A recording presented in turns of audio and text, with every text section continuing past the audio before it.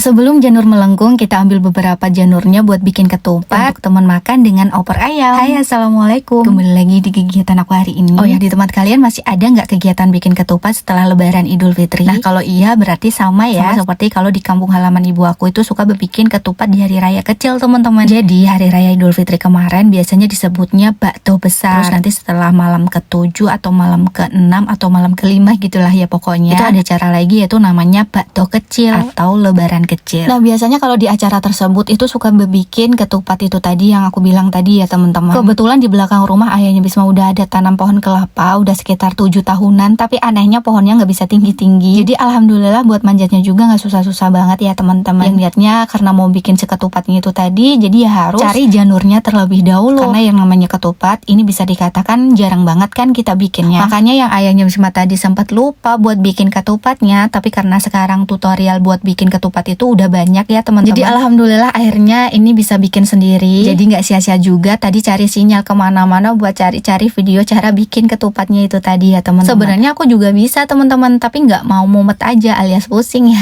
Karena bikin ketupat itu kalau cuma ngelihatnya aja sih kelihatannya mudah ya, tapi kalau nyoba bikin sendiri, apalagi yang baru pertama kali ya jangan ditanya lagi, tuh bakalan pusing 7 kali. Dan biasanya juga teman-teman kalau bikin ketupat ini, kalau masih ada orang tua itu suka bikin ketupat dipakai sesajian di meja ya, dan biasanya kita tahun-tahun kemarin nggak pernah bikin. Cuma karena di sini ada ibu, jadi kita bikin aja karena kalau di kampung juga, biarpun dulu ibu masih sibuk kerja ya masih bisa makan karena suka diantar sama Mbok De. Soalnya Mbok De yang masih ngejalanin tradisi seperti itu. Nah, jadi biarpun ibu di sini, niat kita bikin itu biar ibu masih ikut merasakan ketupat ya. Jadi ya kita bikin aja. Bukan buat sesajian seperti yang aku bilang tadi, karena semenjak nenek udah nggak ada itu yang nerusin paling Mbok De aja. Kemudian setelah itu tadi aku juga udah sempat nyuci beras. Untuk berasnya juga ini tadi udah aku rendam lumayan lama karena memang dari pagi banget. Katanya sih kalau direndam dulu itu nanti ketupatnya bakalan lebih cepat matangnya. Ini aku langsung aja aku isiin ke dalam ketupat yang udah berhasil bikin sama ayahnya Bisma tadi. Start dari pagi, malamnya baru bisa aku isiin ke dalam ketupatnya ini teman-teman. Karena ya tadi alhamdulillah masih ada aja tamu yang datang. Jadi ya sempat terabaikan, nggak apa-apa. Insya Allah paginya juga bakalan udah matang ya. Soalnya ini ketupatnya ya udah aku isiin tadi, itu mau aku rebus aja di pawon alias di tungku. Untuk ngisiin ketupatnya ini tadi aku pakai berasnya cuma setengah aja ya teman-teman. Nah, karena biarpun udah direndam, setahu aku buat ngerebus ini ya butuh berjam-jam. Jadi setelah kita masukin ketupatnya ke dalam dandangnya, udah kita isiin air juga. Ngisinya airnya juga harus banyak ya teman-teman supaya bisa terendam semua. Lihatnya ini kita rebus sampai bener-bener mendidih, terus lanjut kita tinggal tidur. Karena ini juga udah malam, jadi ketupatnya ini sampai pagi tuh ya kita biarin aja terendam terus, paginya baru deh kita nyalain apinya lagi. Dan kita rebus sampai kira-kira ketupatnya bener-bener udah matang. Nah, udah ada ketupat ya paling enak ada opornya juga ya teman-teman. Kebetulan ini tadi ayahnya Bisma sempat nangkep ayam sendiri. Jadi alhamdulillah pagi ini kita mau lanjut bikin opor ayam. Untuk bikin bumbunya ini tadi saling kerja sama aja. Selain Dede Alzannya aktif banget, ya biar cepet matang aja ya teman-teman, karena di luaran juga hujan. Jadi ayahnya Bisma juga nggak bisa kerja di kebun. Nah, makanya ini bisa bantuin istrinya buat masak si opornya itu tadi. Nah, setelah bumbunya jadi, ini langsung aja ditumis karena pakai ayam kampung. Jadi ya ini perlu kita ungkep dulu sampai empuk, baru deh aku masukin kelapa parut yang udah aku ambil santannya tadi. Karena semenjak punya Dede Alzan, aku tuh hobi banget kan makan telur rebus. Jadi